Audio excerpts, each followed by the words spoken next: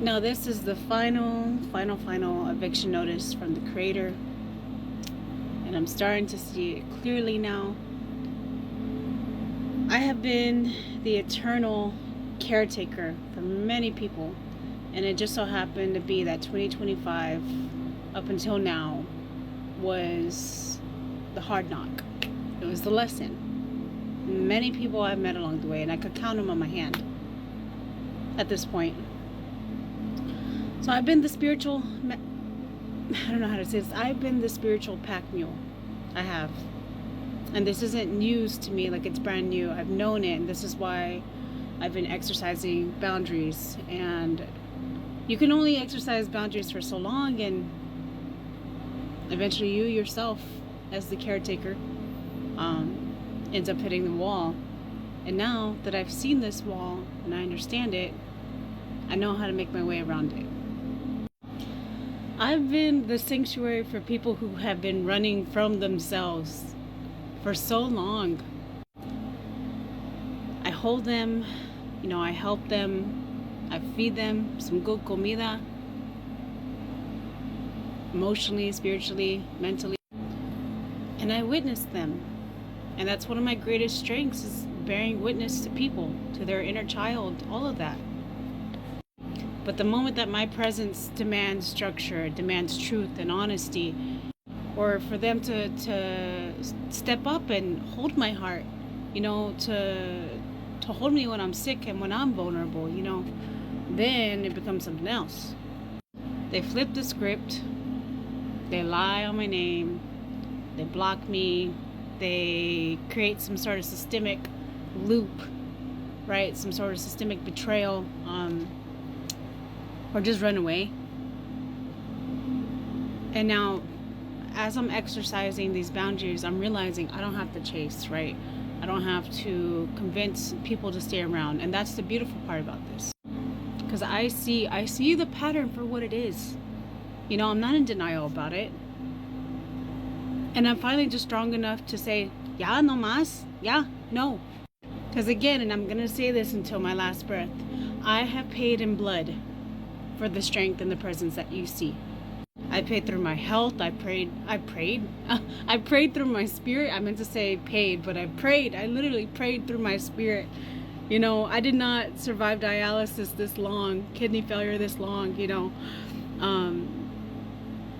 or like the profound loss I've experienced with my own immediate family. I didn't go through that. Just keep running some sort of emotional rescue for people with fractured egos. So yes, I will admit that. I won't omit, but I will admit that I was subconsciously recreating a pattern with my original caretakers. And those were my parents, and I had this realization yesterday, so it took some time to cry through it last night and this morning, where I realized, I'm like, man, like, why am I thinking so much about my parents? My parents didn't care if, when I would take off to dialysis treatment. I've been on for nearly 9 years now. They didn't care whether I came back. They never asked me how I was feeling. And again, I kept playing that role that the more I give, the more I hold space for them, the more I help them, then they'll finally hold me. And then I started meeting this and the connections I was making, even not knowing right before diving in, right? And now knowing as I'm diving in, oh, the beautiful butterfly in my window. Man, I tell you, I'm getting this. I just kept hoping, even in these people I've met over this last year up until this point, that they would be strong enough to hold me. But I had to learn the hard freaking way that even a broken vessel cannot hold the capacity that I have, And that's where I'm starting to realize that the vision of Corazón de Oro and the community that I'm being called to lead is not gonna be a trauma bonding net. It's not gonna be a net. It's gonna be a strong vessel of people who can hold themselves. The community that the Creator is leading me, God willing, to be on, it's not going to be fueled by people or populated by people who need fixing. Okay, that's going to be the first thing. It's going to be by people who already respect the land, okay, who are already stewards, and who have a healthy relationship with the Creator, right? And not with their wounds. They don't listen to their wounds. They listen to the Creator and their ancestors directly. These are going to be people that can already I can see it now, they can hold their own mirror.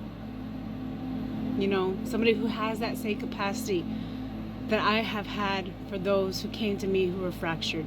And at this point, I'm just going to trust the Creator to lead me. That's all I can do. So what's the next step from here? I'm going to close that free clinic that I had open for so many years. The emotional caregiving caretaker clinic that I've been doing this whole time. Because I cannot stabilize systems that want to continue to stay frantic. I'm not going to do that. I'm going to stand like the buffalo, right? Because I ain't going to argue it. I'm not going to beg. I'm not going to argue. And I'm going to recognize their exits now as just divine eviction at this point. Like the Creator makes ways, and I trust that entirely. All this energy I've been giving outward for all these years, I'm just going to turn it inward from now on. I'm going to focus on my healing and where my path takes me. My boundaries, they're going to stay strict, and they're going to be strong, and they're going to hit like lightning. And those who stand at the altar of my heart, my corazón, they're going to be people who are very strong in themselves, who stand in their sovereignty, not people who need fixing. We're going to make sure of that from this point on.